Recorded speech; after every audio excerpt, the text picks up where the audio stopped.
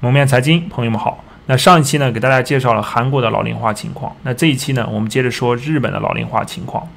那通过日韩的老龄化情况啊，我们可以总结出2点。那第一点呢，就是虽然这个老龄化程度在加深啊，甚至呢人口出现了净减少啊，不管在日本还是韩国，但是呢，在大城市，尤其是都市圈啊，经济发达的地方，那人口呢还可以持续的流入啊，从而形成一个净的增长。那第2点呢，就是这对消费结构的变化、消费结构的变迁啊，从这个耐用品的消费渐渐的转向了养老、健康、医疗这些消费结构的变化。那好，接着呢，就请大家观看关于日本的老龄化的一些具体情况。好，这个是看日本啊，日本的这个跨越这个生死交叉点呢，是在2008年。那2008年以前呢，好像还 OK 啊，这个出生人数大体上还是大于死亡人数啊，但这个2008年以后啊，过了这个交叉点。好，我们接着下来啊，这个呢就是我统计了2016年以后啊，这个日本人口的出生死亡的情况。那这个数据呢，可以给你一个趋势的感觉啊，你认真的去看呢，你能感受到一种趋势。你看，在2016年的时候，这个日本的出生人口是第一次破100万啊，在2016年以前呢，日本的出生人口每年都大于100万，在2016年是第一次破了100万。那日本的人口大家知道总共是1.26亿，对吧？现在应该不到了，只有1.25亿了，应该1.25多一点，对吧？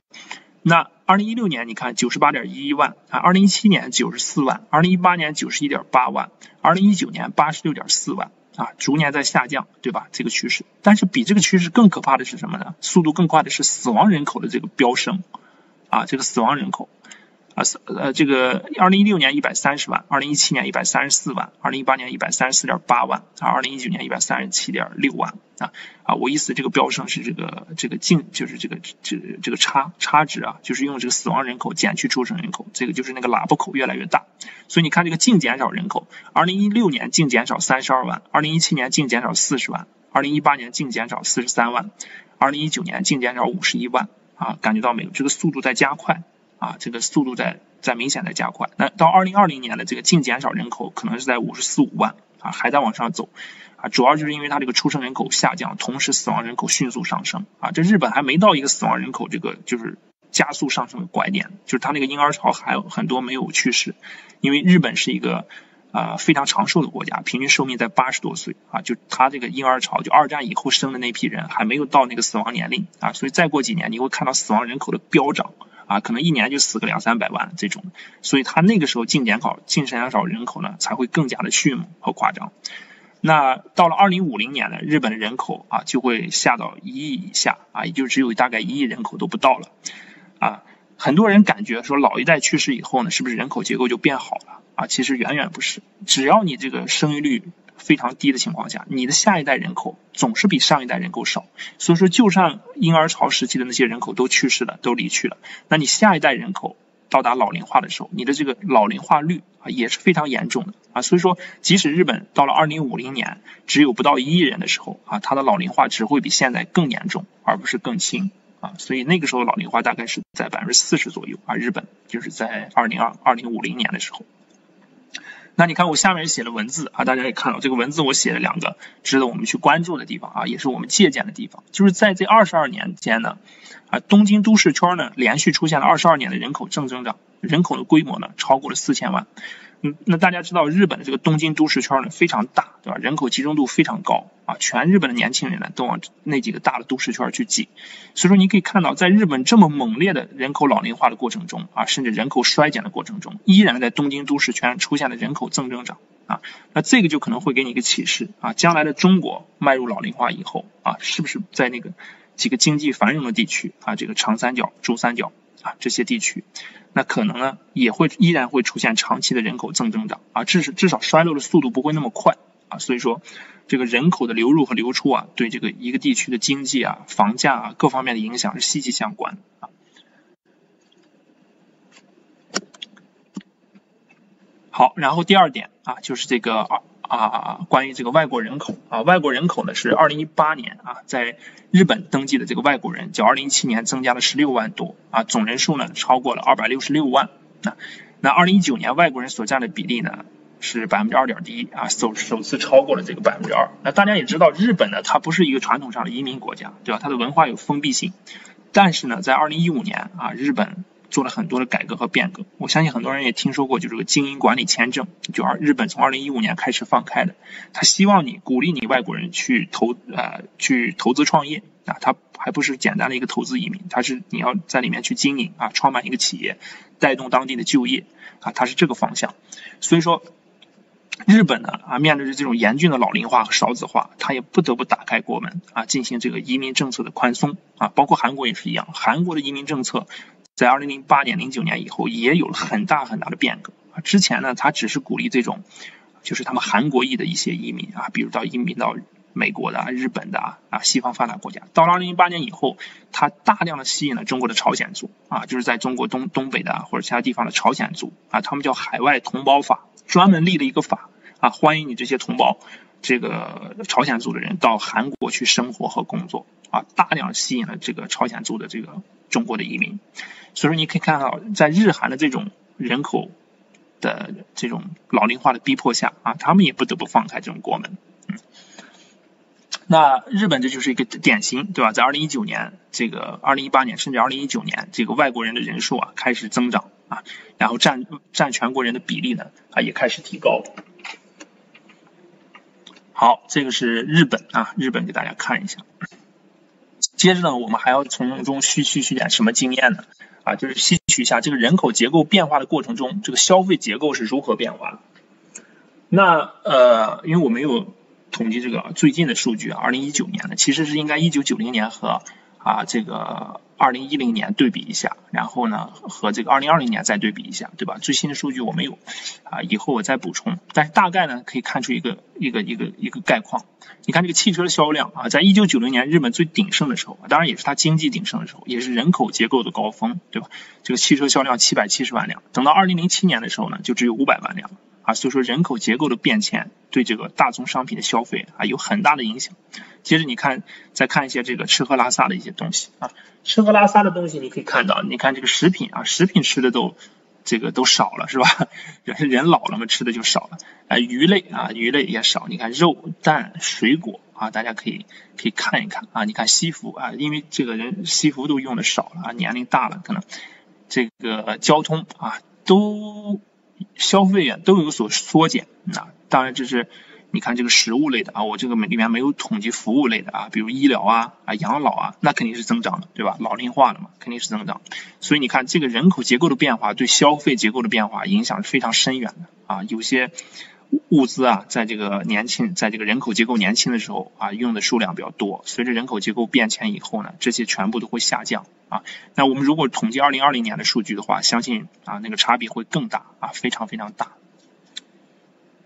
所以这个也是给我们一个借鉴啊，一个经验。随着中国人口结构的老龄化的变化，它的消费结构也会有很大的变化啊，一些大宗的消费啊、大件的消费啊可能会有变迁啊，会有巨大的变迁。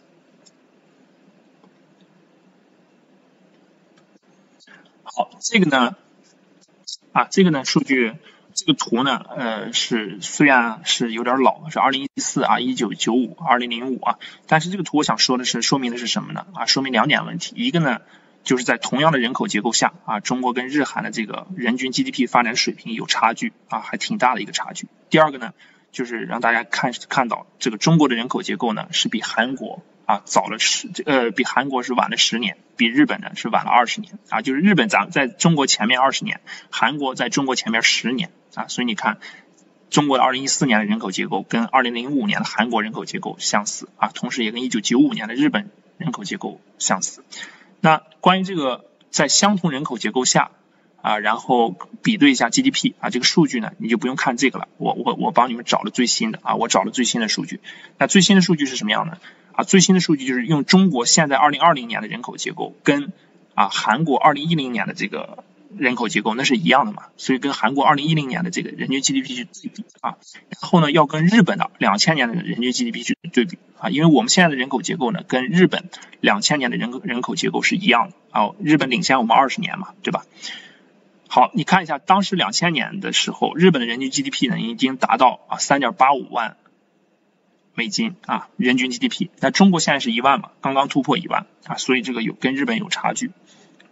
那我们再看一下这个韩国在2010年的这个人口结构呢，跟我们现在的人口结构是一样的啊。它当时呢达到了人均 GDP 是2.2万美元，对吧？2.2万美元。那所以你可以看到，中国跟韩国跟日本我们在这个同样的人口结构下我们这个富裕程度不如他们所以有人就讲中国是未富先老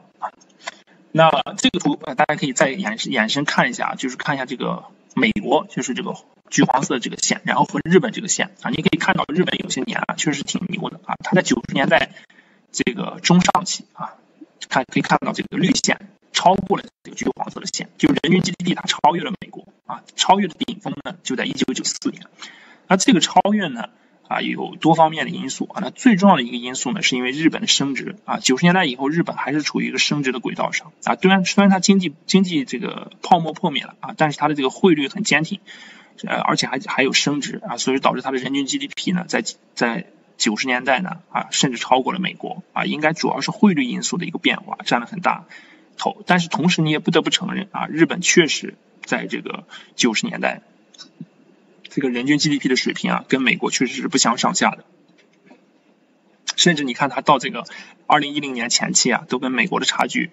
没有那么大，真正拉开差距呢就是在2010年以后也就是08年金融危机以后，美国和日本再次拉开了差距这个没有办法，一个是人口结构跟美国差距太大，美国现在平均年龄只有38岁老龄化非常缓慢，第二个呢就是美国移动互联网的革命发生在美国而不是日本美国的产业结构有跃迁有变化所以说呢人均 GDP 这个日本呢可能就很难再赶上美国了，也谈不上赶上了，以后只会差距可能会越来越大。好，这个是人均 GDP 就是比较了一下同样人口结构的情况下各国的人均 GDP 在什么位置中国的人均 GDP 现在是1万美元刚超过日本是 3.8 万，在那个2000年的时候，韩国呢在2010年呢是 2.2 万可以看一下。好，接着呢就给大家再看一下这个让大家对人口全球的人口有个概念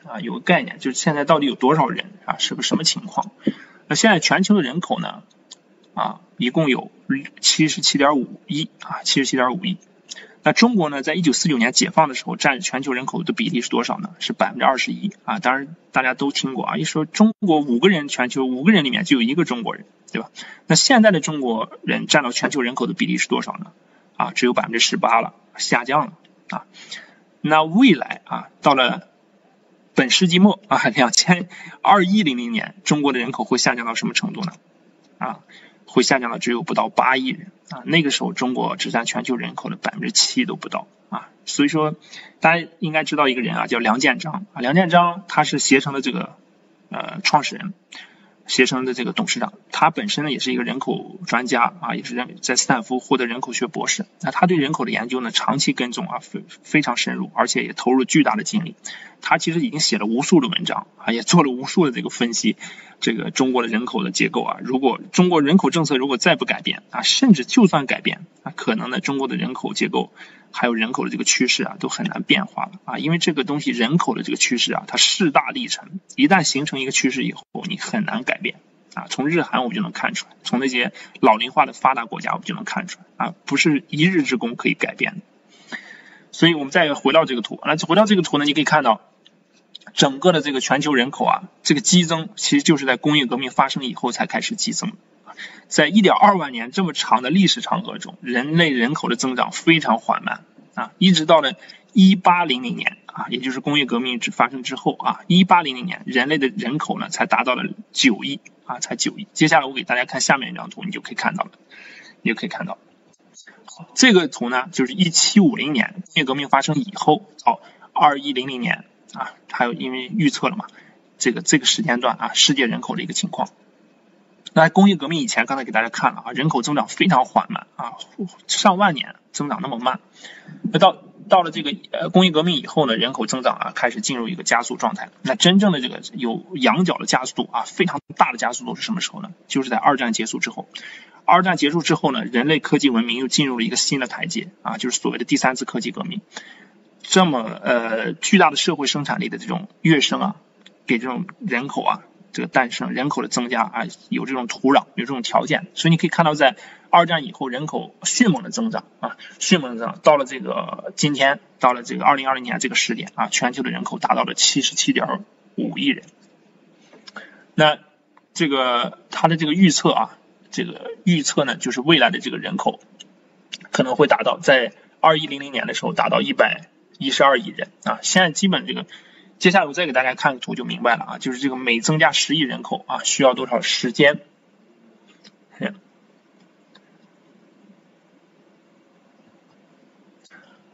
好，这个呢就是啊，人口每增加10亿需要多少时间啊？在1803年的时候呢，人类的人口啊第一次达到了这个10亿的一个水平啊。刚才大家看了这个漫长的1.2万年啊，花了那么长时间，终于到了10亿。